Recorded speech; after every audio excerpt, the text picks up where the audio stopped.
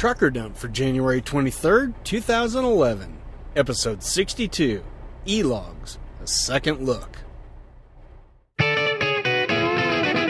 Welcome to Trucker Dump, where you'll get one driver's insights and sometimes humorous views of truck driving and the trucking industry, and pretty much anything else he feels like dumping on you.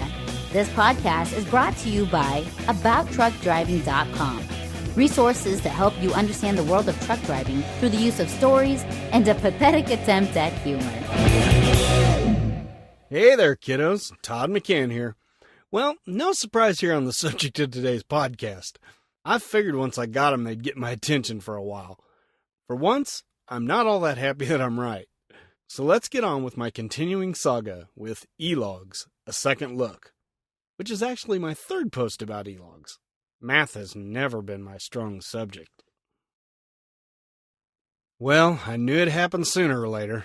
I finally got the warning on my E-Log unit telling me I had 1 hour of drive time left. This was bad because I was fully aware that I wasn't going to make it to my delivery point before my time ran out. What would happen? What, you didn't really expect me to answer that right now, did you, sucker?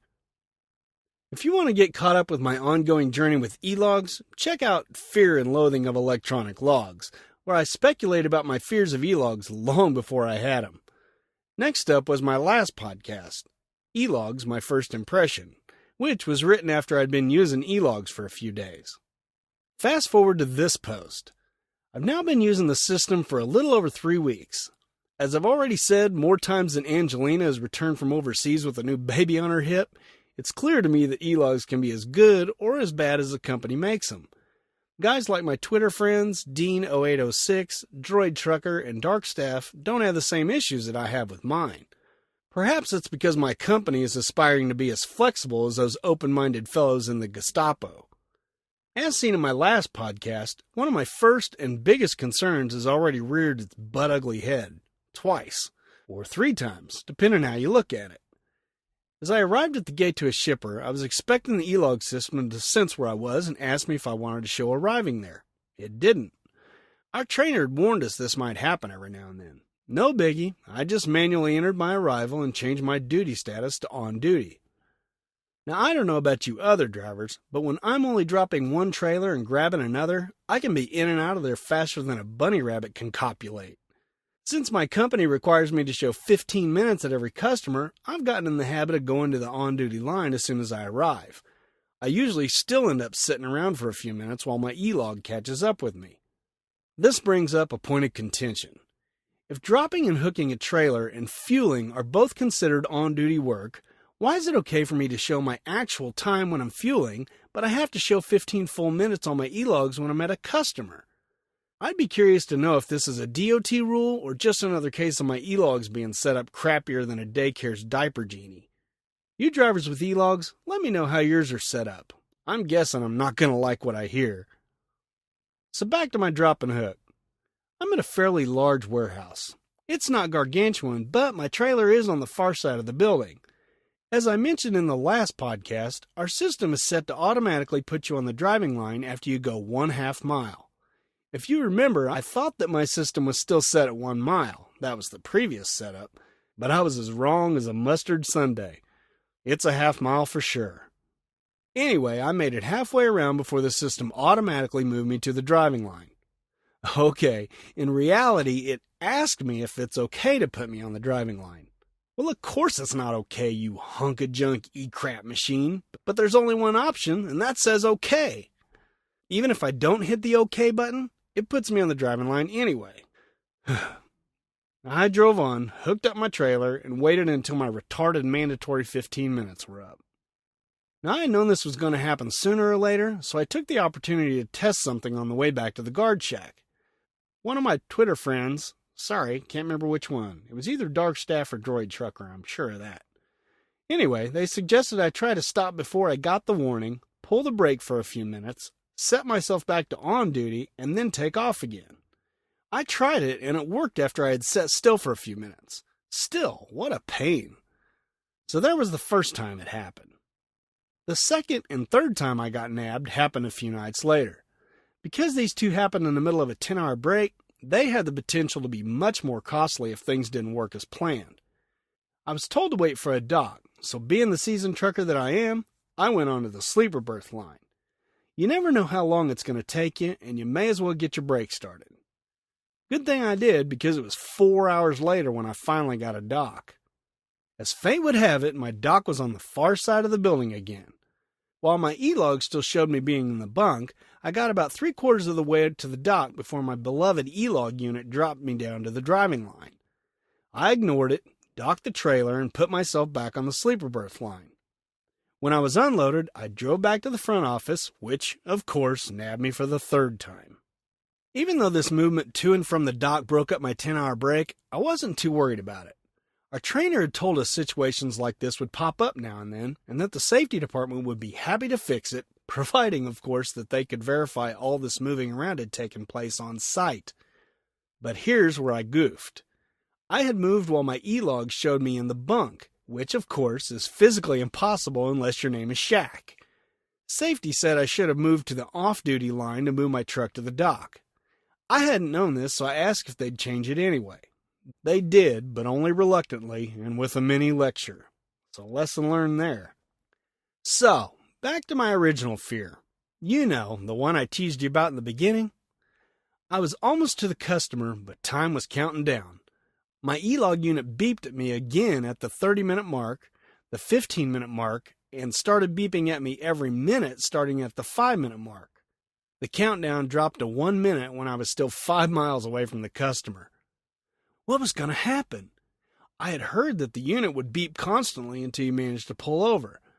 I was also fairly certain that I'd feel an uncomfortable tightness around my neck as a hologram of Darth Vader silently rose from my screen. Good Lord, it felt like that final minute had lasted longer than a Jane Austen film festival. And just when I thought the suspense would kill me, it happened. Nothing. Absolutely frickin' nothing.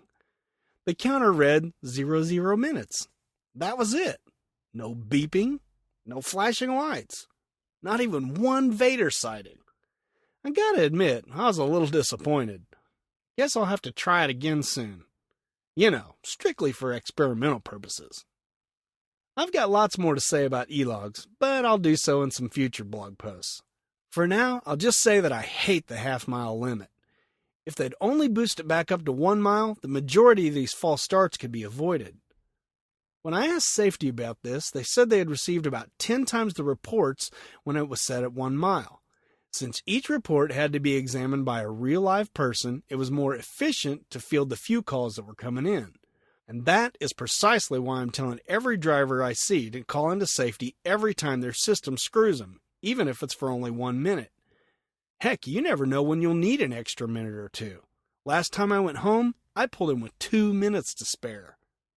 As for the second problem, there's absolutely no leeway with e-logs.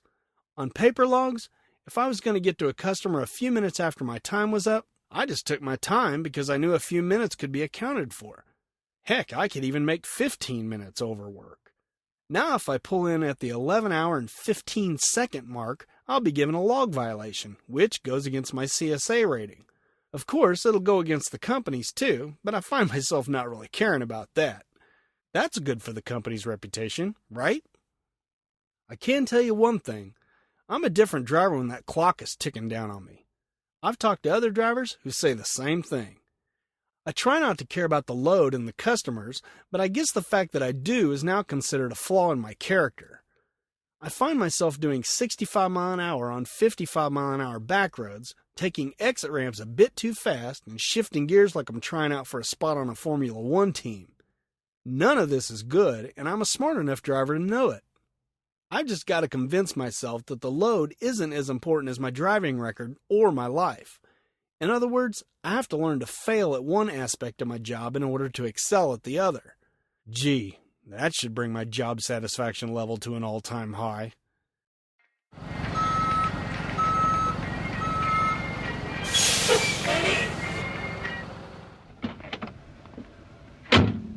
Hey, yo, bud, where do you want this load of feedback? Well, I got some really good comments on my last podcast, the one called E-Logs, My First Impression. So let's get started with them. Christy writes in, like she usually does. I love it when people come back and write again and again and again. That was incredibly informative, Todd.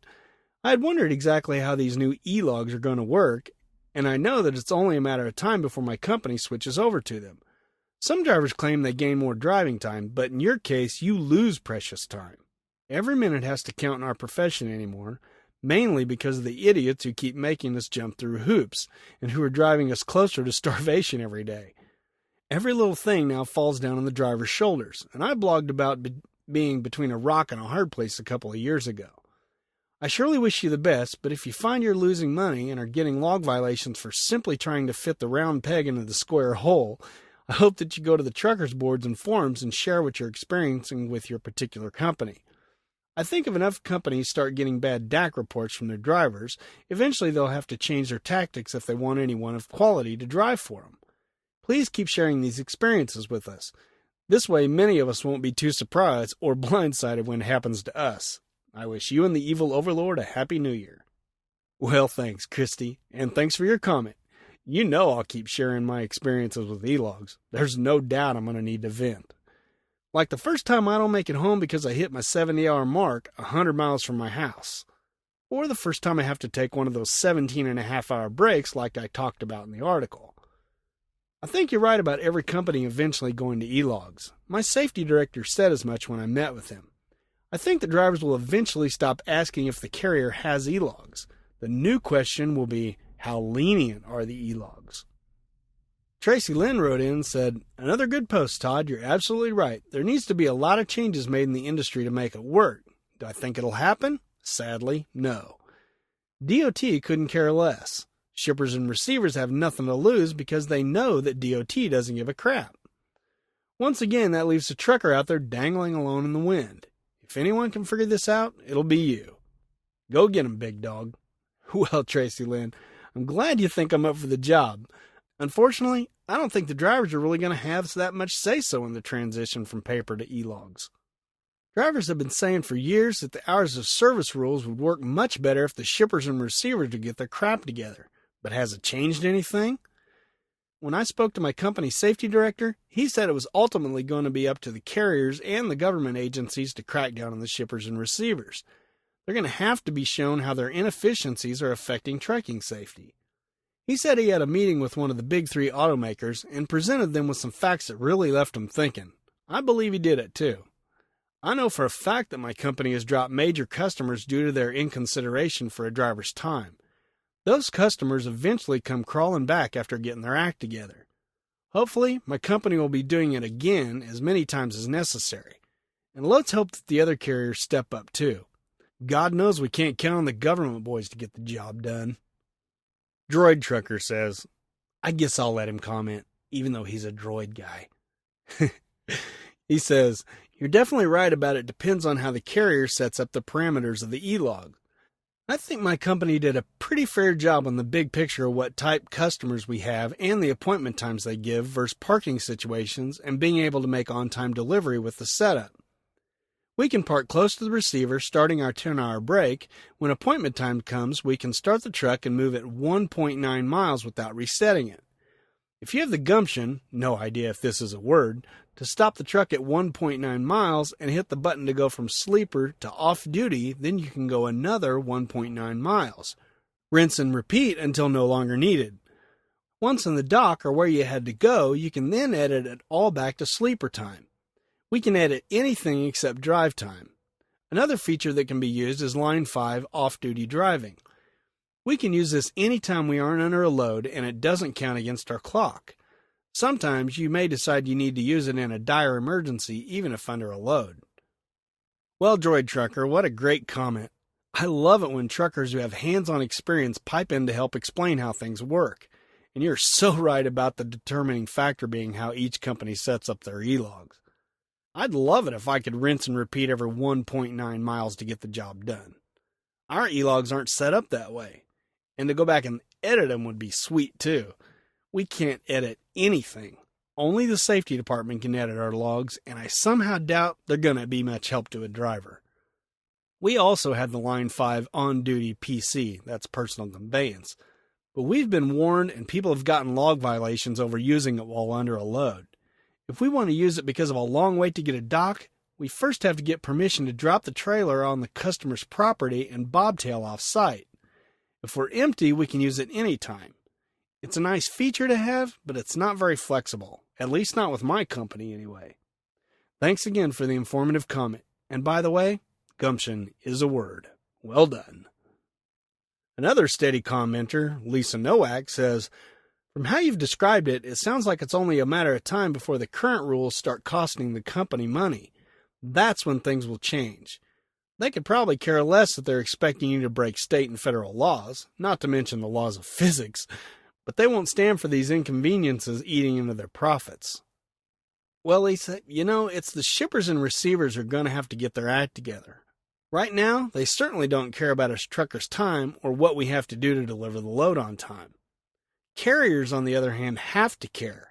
With the new CSA ratings going into effect, every carrier will be judged by how safe they and their drivers are.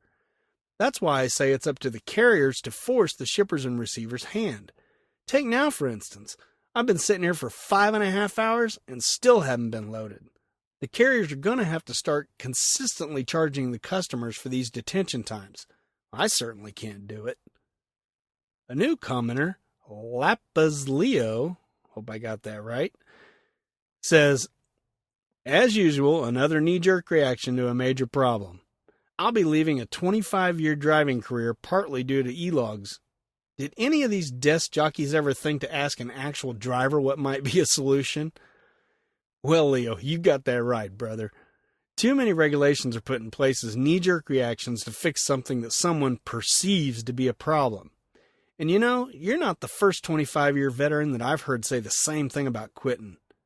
Are e-logs and all these other new regulations really a good thing if they're running off experienced drivers? You and I both know the answer to that. And don't even get me started on the Mexican truck issue. That'll only make things worse. Last off is a great comment by Mike. He says, "I've never used this forum. I never usually interact, but this is by far the best posting I've come across, and the points are absolutely spot on. Having left European trucking 5 years ago, I'd like to share a comparison with you, and trust me, you're heading the same way. The difference is vast, but please remember one critical factor and the detriment to the North American trucker.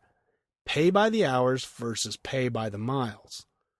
I'm not being boastful, but coming from Europe, the technology in terms of electronic devices are way ahead of North America, and it's been great, but only because we're paid by the hour, and the system therefore works to the advantage of the driver. The DOT recognized years ago that drivers were not the problem. Why would any driver exceed his on-duty time, i.e. 19 hours, for the equivalent of 11 hours pay? They realized that employers who claimed to be legal were effectively forcing a driver to break rules and exceed on-duty time. Legislation followed and the transformation began. No longer do employers hold the upper hand. The driver holds all the cards now and not the employer. No more tipping off the card. This is a term used for interrupting your rest or off-duty period to perform an on-duty activity. It's no longer possible if you move the truck a foot and you make a mark on your Taco Now DigiCard. That's the way they keep track of their hours over there. Employers know this, so it's no longer an issue. Unlike North America, the DOT implement a uniform system. They won't allow a carrier to set their own parameters, i.e. trucks can move a half mile without registering. Comparing this with North America, the opposite applies.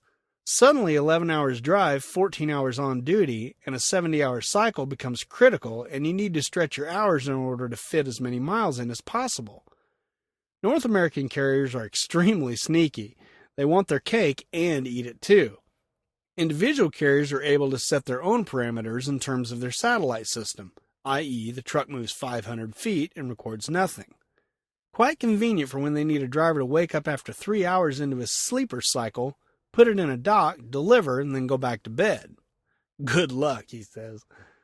All for very little, of course, because you're paid by the mile. These companies must think we're stupid. I saw this happening 15-20 years ago. Trucking can be a wonderful career, and I truly respect North American truckers, but when you have to contend with lack of miles, a ticking clock, tipping off the card, dispatchers who are reactive rather than proactive in finding reloads, etc. I think there's a long way to go before employers are held accountable and the DOT need to get a grip and focus on the real issue. With manual logs, we had no choice but to stretch our log here and there. We fought to get sufficient miles. Now we have an electronic device that satisfies the employer but leaves the driver juggling yet another ball. Being paid by the mile with these restrictions and the downtime we suffer is an absolute joke, and they wonder why America has a driver shortage. Sorry if this dragged on. Great post, Todd. Well, okay, Mike, you never need to apologize for dragging on with a comment on my blog. That's what all my posts are like. They're like the Energizer Bunny. They keep going and going and going. This is especially true for comments such as yours. I love learning about trucking from other countries. I had to give a fellow company driver a ride from his home to a terminal once. He was a Brit who had run into the same e-log pay-by-the-hour system, and everything he said backs up what he told me.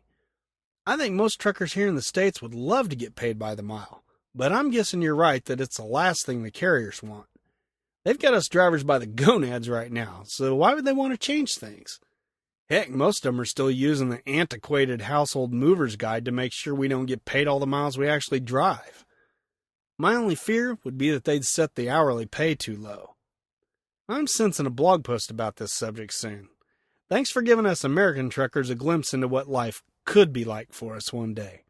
And thanks again for the excellent comment. And thank you all for your excellent comments. As always, keep them coming, and here's how to do that. So how are e-logs affecting you? Do you feel you're safer using them, or do you still prefer paper logs? Let us all know what you're thinking by going to abouttruckdriving.com, typing TD062 into the search bar, and leaving a comment. If you'd prefer to comment by email, shoot one off to truckerdump@gmail.com. You can also send any questions, concerns, or suggestions for the podcast to that address. Of course, I pretty much live on Twitter, so you can look me up over there, too. I'm at Todd McCann, all one word. That's 2 D's, 2 C's, and 2 N's. And if you haven't subscribed to the podcast, just go ahead and bite the bullet. When you're in iTunes subscribing, be sure to leave a quick review of the show. Thanks. So until next time, drive safe and stay out of my way.